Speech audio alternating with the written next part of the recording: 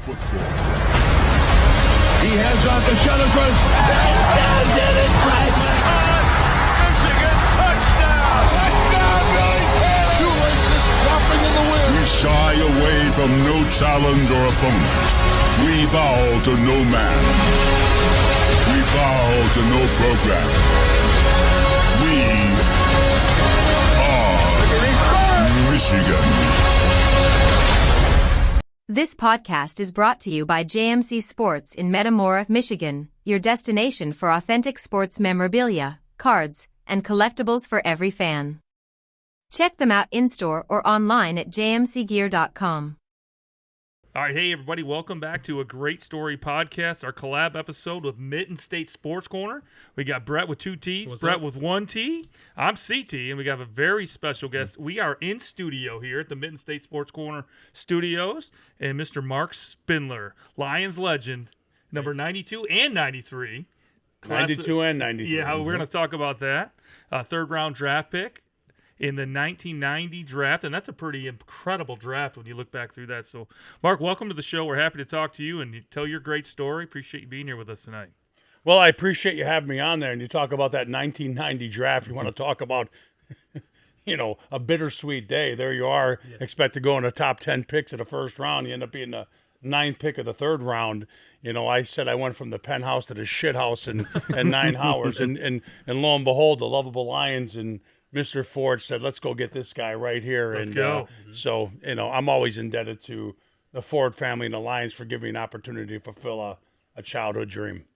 Yeah, it was, just to have you here, a huge fan, just that era of football, it was amazing. There's so many big names on that team, and, it was fun as a fan to watch. I'm sure, obviously when you're out there earning your paycheck and, you're trying to make the team, or not make the team, but, get your spot. There's a lot of big names on that defense, so I'm just so impressed with your career, the way you carried yourself out there, and now you're obviously making an impact. Your family's doing the same thing, they're following in your footsteps, so you've done a lot of great things, Marc. Yeah, I was going to say, so, speaking into that, we kind of briefly, before we hopped down here, we were talking about your son, Rocco, who was a Notre Dame, offensive lineman and now is transferred to Nebraska, right? So first off, how proud are you to kind of see him follow in that football footsteps, and what are you looking forward most, in this season at Nebraska? Well, I can tell you, as parents, we're extremely proud of our 4 children, Gabriella, Dominique, Isabel, and Rocco, and they're all very successful in their own way. Right. But specifically, to see Rocco, to grow to love the game of football the way that he did, and then put in the effort, the time, the energy to do what it was necessary to be done to get to, the next level in college, and then to perform at the level he did. It's exciting. Game days are a little bit difficult because, I always say the best part of game day is the tailgate. Right. I just love the tailgate, right? Legendary tailgates out there at Notre Dame. Legendary tailgates at Clarkston High School, by the way. We're getting ready to do a throwback one this year for, I think, the Adams game, right? Okay. But, once the game starts, the butterflies start for me and for Rochelle, his mom. But we're extremely proud as parents. This is his last year, so we want to try to soak it up, and going from one legendary program to another legendary program that's down but on the rebound.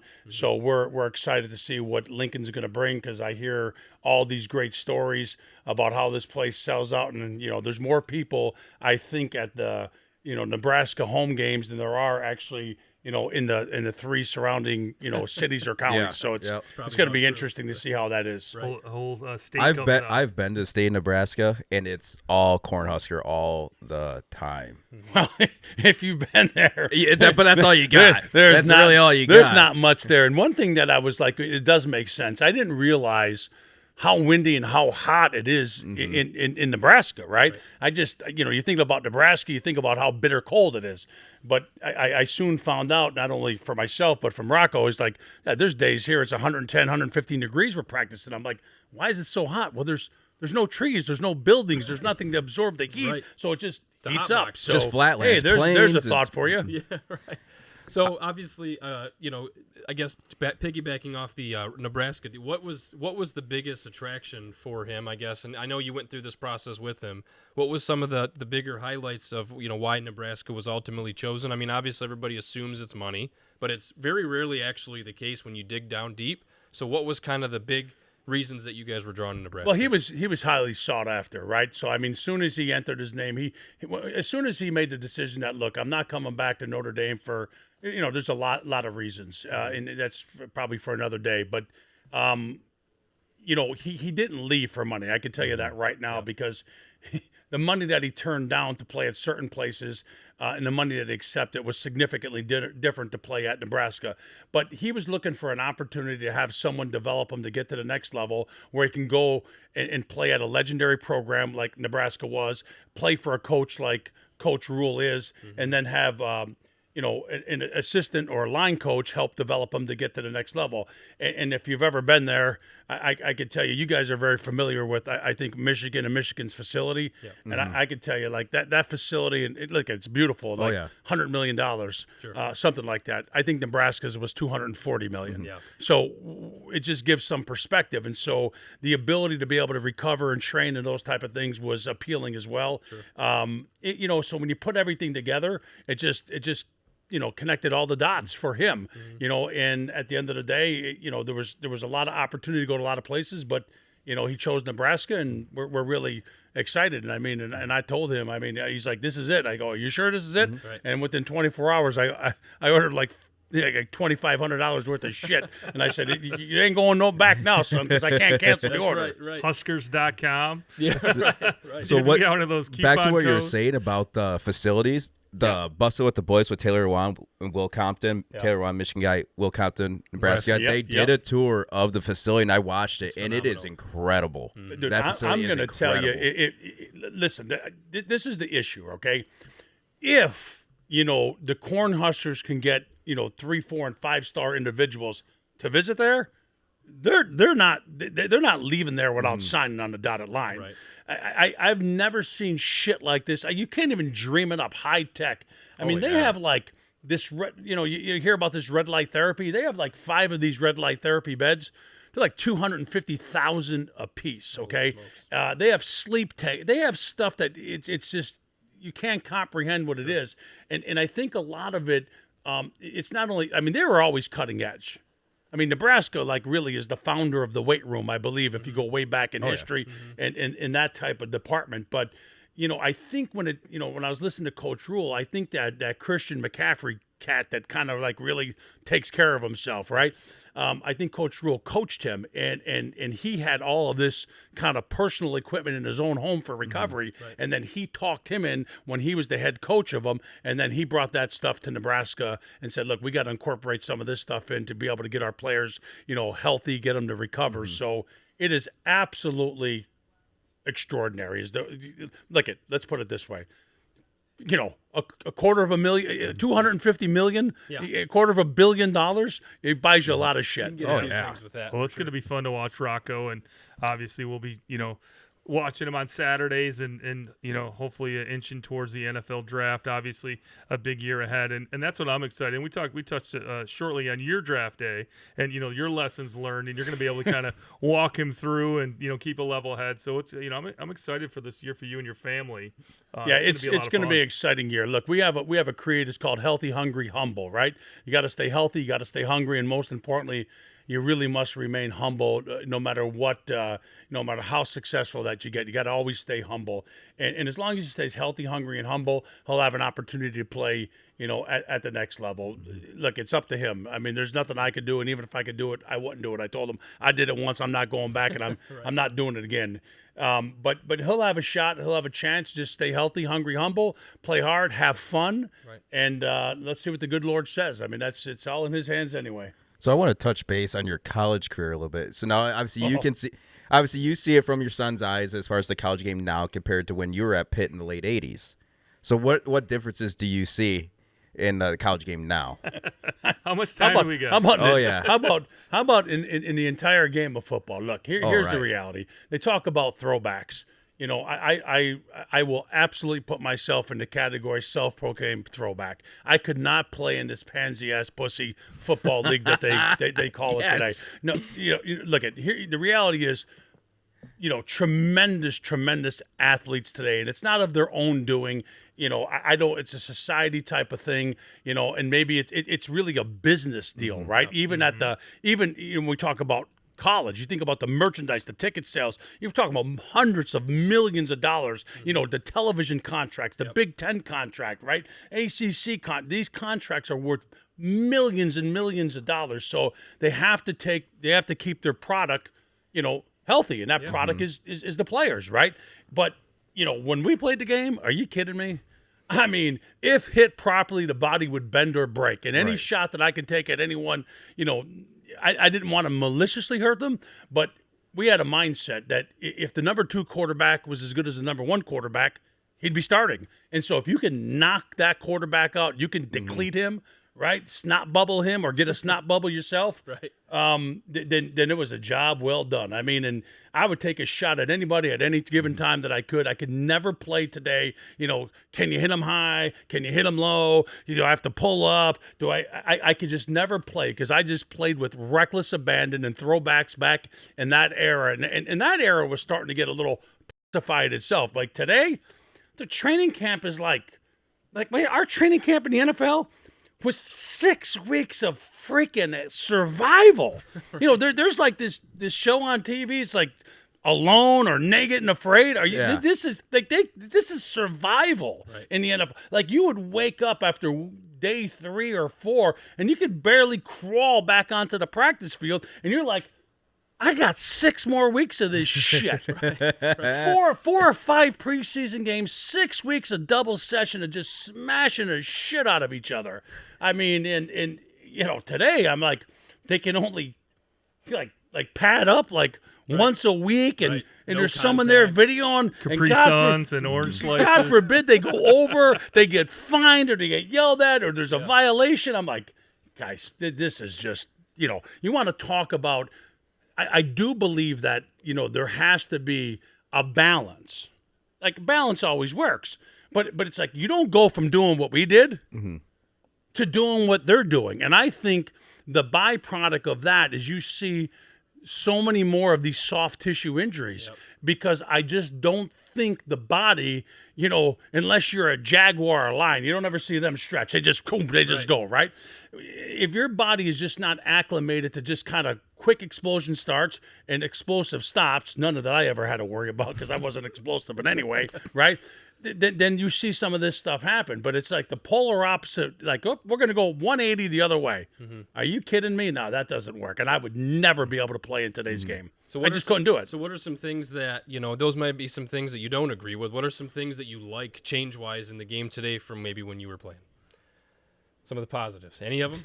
Not much. That was a cricket. I mean, that's like, get the crickets out. I got one for you. Ready? Here, ready? Listen, I completely fucking missed this one. Are you ready? You want to ask me that question again? The money. There we go. The money. All right. There you go. Yeah. Show me the money. Damn the right. money is just incredible, right? The players are finally getting their due. Fans, I love you to death, and you got to understand, the product is the player that's on the field. He earns every single dime of that. And just remember this: if that owner can pay that individual that amount of money, I just want you to think about what they're making over there. Kidding. And look, and I might even go on the line to say this. We'll talk about the college aspect of it in a minute with NIL, but in the NFL, them players are underpaid. They're underpaid at $25 and $30 million salaries. I mean, you look at baseball, you look at the NBA, you look at these guaranteed contracts, you talk about the revenue sharing, how it's split. I mean, it's disproportionate between the owners and the players in the NFL today. Well, it is. I mean, as ridiculous as that sounds, but that's the reality. Well, and there's a lot of times you're starting to see a lot of these former players or even some current players that are coming out and talking about, you guys don't understand what it takes to maintain our bodies on a weekly or monthly basis, right? And it's training, that's your nutritionist, it's all these other things. And some you agree with and some not. But like you said, at $30 million, by the time the tax man comes in, by the time all of these things, I mean, that salary is not what people think it is. Look, I don't want to the audience out there, I want them to understand this. Yeah. Look at $30 million, $10 million, sure. $1 million is a lot of money. What I'm saying is, as it relates to other sports, Sure. as it relates to how the contracts are written, how it relates to guaranteed contracts, the NFL is really like this compared to everyone else. The owner being here and the player being here. But I would never look. If you can't get your ass in shape, like I got in shape and got ready, and the rigors of the games, and I think the minimum salary was $225,000 back then. Right. It's like $900,000, and the average is well over $1 million. Okay, Right. So I'm not like crying on behalf of these players. Yeah. The money is fantastic. Sure. It's more money than they've ever seen before. I wish they could find a way to go back and they can grandfather some of us in with the pensions and give us a little more of that money, right? Because the only thing better than money is more money, right? But it is crazy how the money has gotten, and I'm not going to say out of control, where it is. And that's because of the fans, okay? Gambling, okay? And these television contracts. So these players would absolutely be nothing without the individual fans who support the cause every single week. I've always loved the fans, always been for the fans, and will always be for the fans. Gambling itself has become huge in every nuts. sport. It's everywhere. Billions and billions. I mean, every other commercial, FanDuel, it's Well, inside the game. You've got the play-by-play and the color guy talking about the bets. Well, at every team is sponsored by some sort of gambling company. Yeah. Every single team. And think about this. You want to hear the irony of this, or the hypocrisy? So you can have teams be sponsored and this and that and the other thing, but yet you can't gamble if you're an athlete. J-Mo learned the hard way. The hypocrisy. Look, I understand some of it, but I mean, look, you come on, man. I mean, but make no mistake about it. It just goes to tell you that how much individuals just love all sports. It's just crazy. I mean, I love sports, but I'm going to tell you, sports is entertainment to me. It's just entertainment. I watch sports to be enjoyed. It's almost like Maximus. Are you not entertained? Right? I mean, that's I would never go to a game and walk out of there regardless. The national championship, probably I was a little kind of down and out and devastated. But other than that, I mean, I'm never going to watch like a Lions game and go, oh my God, I haven't ruined my day. Right. I mean, it's entertainment, folks. Come on. I understand you have this passion, you have this love, you have all this kind of shit going on, but don't let it ruin your day, man. I mean, come on now. Here's the saying. I could be at work right now. Yeah. I use that all the time when I'm doing something that's just, or someone's like, oh, I'm bored. It's like, motherfucker, we could be at work right now. Yeah. What are we doing here? No, I learned that, growing up as a Lions fan, and, probably after you left, Mark. I mean, as you know, it got pretty rough, in D-Town there. And, for me, that one moment was Just a travesty what happened. Yeah, when we took the wind in overtime, I about shot my TV. I mean, I was like, and I'm yelling and screaming in the basement. My wife comes down. We're playing the Bears, and she's like, what's going on? I'm like, we took the wind in overtime. And she's like, aren't you supposed to take the ball in overtime? I'm like, yes. And it was like, and then that segued into 0-16. Well, and it used to ruin, like, in fact, I can't remember. I think it was maybe Ken Dallas when we were talking to him. When you guys bro hug in the middle of the field after a tough loss, I know that it's your occupation. They're guys, everybody knows everybody. It would be like you guys hanging out after you fight a fire, right? You're bro hugging. For me as a fan, I'm like angry, and I'm like watching you guys. And as I got older and matured, I understood it's your job. Hey, bro, you'd love me. I never was, or I was not into that bro hug shit. Yeah, you see it. Maybe it's today's generation. And that was something I couldn't get after over. a loss, are you kidding me, man? I was either, I had an axe to grind with a specific individual, and I was going to go hunt him up, after the game was over and get in his face, or I was just no, I'm talking about a player. I was just beelining to the locker room. There was none of that bro hug shit with me, especially after a loss, right? Yeah. I mean, if I played against some guys I respect, I mean, hey man, great game, or some other former Pitt Panthers, stuff like that. But no, I wasn't into that bro hug shit. And people need to understand this, okay? In the 90s, the Lions were one of the most winningest organizations in the NFC. You had the Packers, you had the Redskins, and you had the Cowboys, and like within 4 or 5, you had the Lions, okay? And Matt Millen was brought in to not get to the playoffs. Matt Millen was brought in to get them to the Super Bowl and the next levels of the playoffs. Unfortunately, it was the worst 10-year period, I think, in NFL it was history. rough, man. 10-year period, the worst ever. Yep. I mean, very and dark so, time. you know, I felt bad, and I got to tell you this. I mean, I completely went away and went dark watching a lot. I mean, I was going to watch. I think I'm going to spend my Sunday afternoon watching that product when I can be up in God's country in the woods, you know, up in a tree stand and, you know, take it into spirit of the fucking wild. No, I wouldn't do that, right? But I'll tell you what, Calvin Johnson, he brought me back, man. I kind of heard the glimpses, and I watched him play, and I'm like, man, I can tune in on Sundays to watch this cat play. And I'll tell you what, he was a special dude. And to get me back on board to kind of start watching the Lions with my son, Rocco, at that time is something I'll never forget, because that's how I got kind of interjected back to kind of watching the Lions.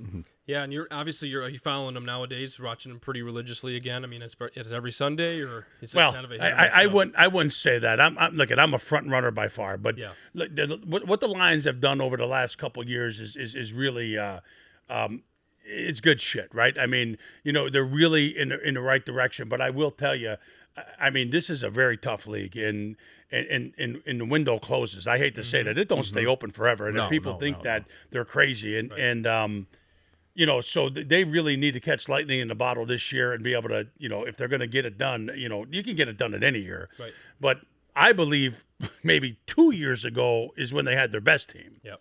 Okay, that's when, and I thought last year was a really great team, but Injuries, unfortunately, injuries like to get to where they got with what, you know, had went on was extraordinary.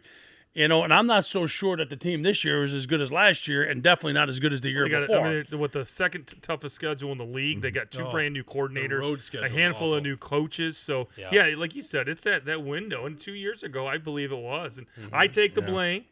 We were talking to our friend. We were at Ford Field watching the game as the fan zone, texting my wife's best friend who lives in Vegas, like, hey, we're about this close to buying tickets. Can we crash on your couch? So it's my fault. I'll take the loss. No, it isn't your fault, man. And look, I'm just going to say this. Look, I think Dan Campbell is a great guy. He's a solid coach. I mean, you love what he stands for. And I'll go to my grave saying, you know, he made a couple critical mistakes. And I mean, this fucking mindset, this is what we did all year. Well, the reason why you have the opportunity to do that shit all year and go for it on fourth down is because if you lose, you have another game the next week. Right? And it's not that you change your entire philosophy based on win or go home, but it just really spoke for itself. And I can't remember the specifics, but he definitely kicked the field goal before the end of the first half. Right? I mean, he could have went for it on fourth down, but he didn't. And he wanted to keep it a double-digit score. Well, we had the exact same chance, or they had the exact same chance, I think, in the third quarter to do the exact same thing, and they didn't. And what people don't understand is they say, you know, this is at least what I think, you know, momentum and momentum change in a game is massive. And a lot of people said, well, you know, it wasn't guaranteed he was going to make that field goal. Well, I'm going to tell you from a defensive standpoint, when someone drives the length of the field, okay, and then you stop them, and they're in field goal range, and they kick a field goal, it's always felt like that's a win for the defense. Not a loss. It's a win for the defense. Okay? And in for the offense, if they kick that field goal and they miss, then it's a really big win for the defense. But let me tell you, this is the difference.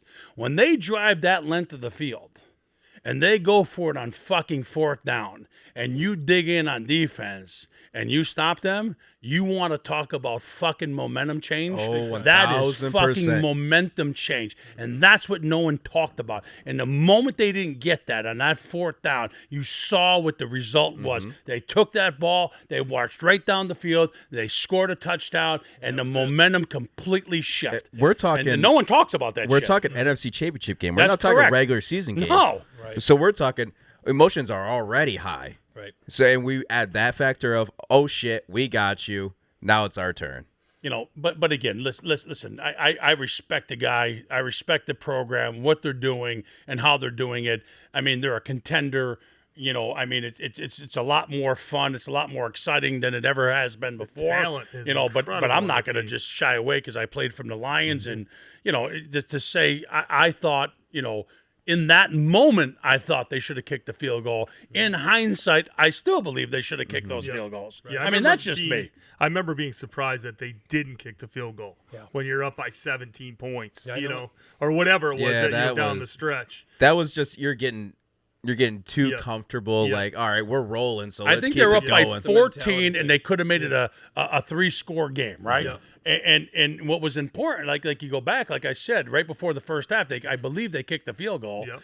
And why? Because they wanted to keep it a multi-score game, right? Well, if it was that important before the half, right? Like when you have another half, well, why not just go for it then, right? Well, because someone, and what I would say is, it's almost like, God, I don't want to put them in like. To me, it's a little reckless. It really is, right? And that's what makes him. Right. But like, James Franklin, he's a little reckless, right? And he makes big fucking mistakes at the wrong times. He's a fucking excellent coach. But guess what? Someone needs to manage him. Someone needs to reel him in. You think about this in kind of, we're going to go right off topic here, but it has, the same thing. But you go in that Penn State, semifinal game against Notre Dame, right? Yep. I mean, Notre Dame goes down, they score, right? And now it's a tie game with like 47 seconds left to go. You got to go to overtime. Dude, they have the best tight end in the game, Penn State. Yep. They have 2 running backs that are just absolutely incredible. Yep. You just got to sit there and go, that's favored PSU. I hate to say that. Penn State's favored. They got a great tight end. You're talking 20-yard line in or whatever the hell that is. Yep. And this guy goes, you know what? We're gonna try to put this thing away with 47 seconds. And I'm glad. James, I'm glad you did, brother. I'm glad you did. And I'm glad he signed that extension.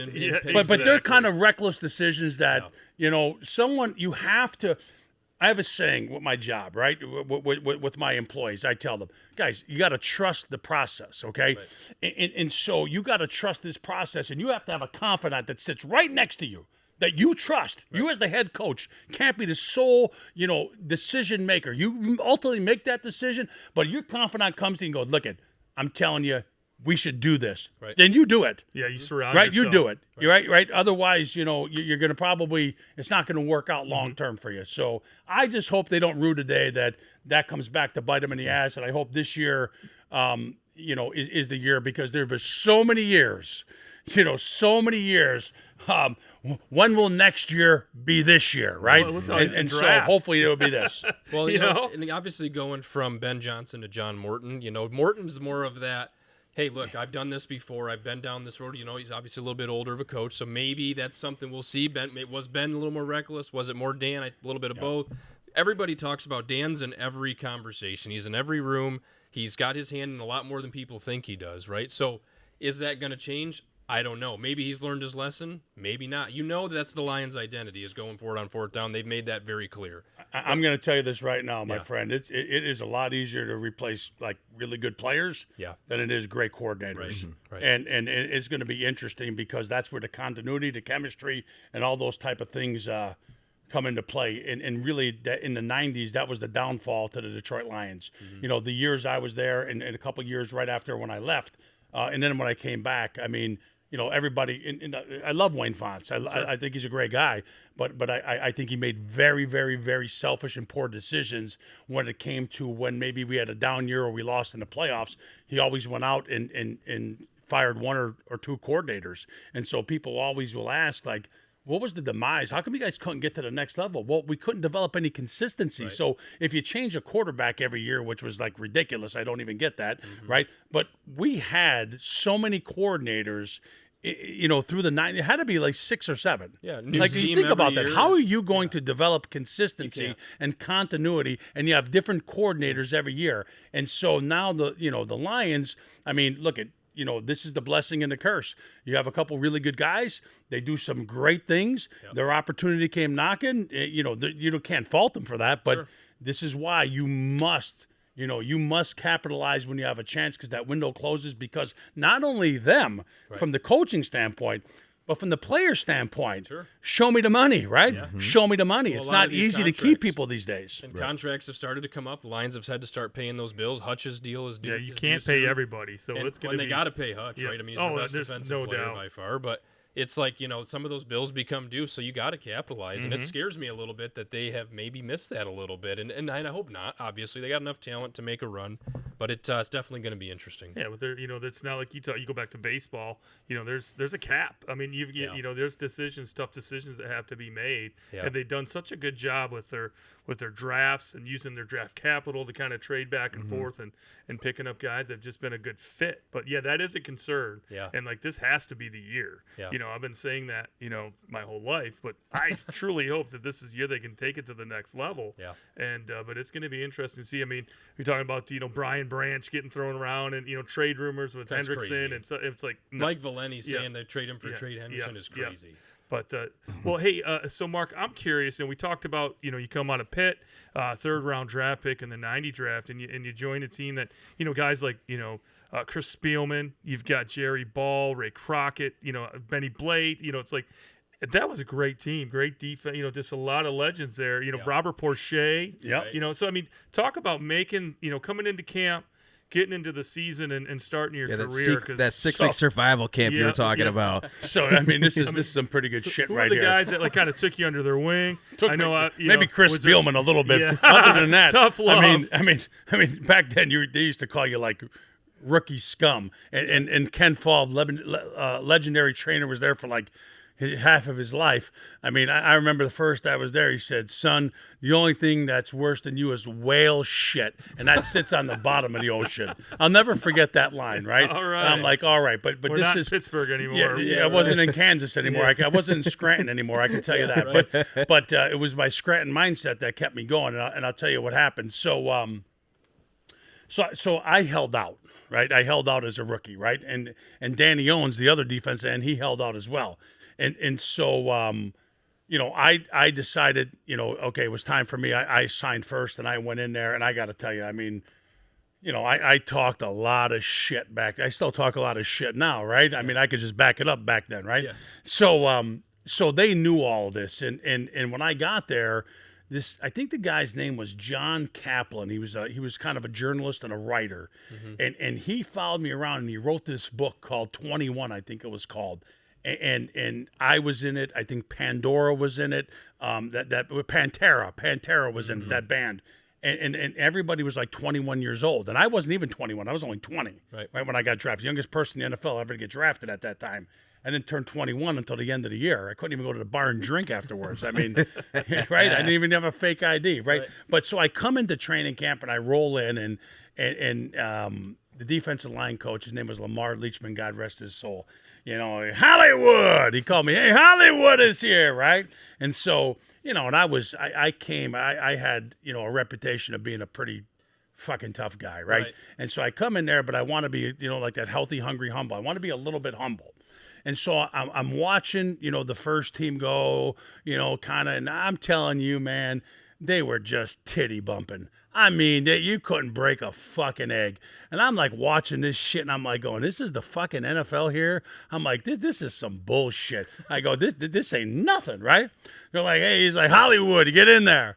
I got in there, and I'm like, I don't want to be a dick, right? So I'm not going to go. I'm watching them. They're titty bumping. I'm like, I'll come off the ball maybe quarter speed, half speed. Them son of bitches were waiting for me, and Ken fucking Dallafor, he was one of them fuckers too, right? He was one of them fucking guys. Line up. Dude, they fucking double teamed me, okay? They knocked me about 12 feet off the fucking ball, right on my fucking back, and stood over the top of me. And I was like, listen, I was like fucking Freddy Krueger when he went, I jumped up like from my back to my feet like this. And Lamar Leach was going, boy, I thought they told me you was tough. And I was fucking enraged. I mean, just like a tornado. And then they used that tornado against me. The next play, they let me go by. They trapped me.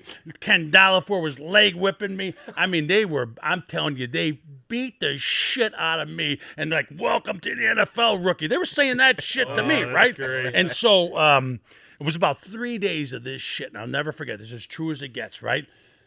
We used to stay at the Holiday Inn right there in Auburn Hills, right on the corner of Updike there. Yeah. I went downstairs, and I picked up the phone, and I made a collect call to my dad. Bad fucking idea.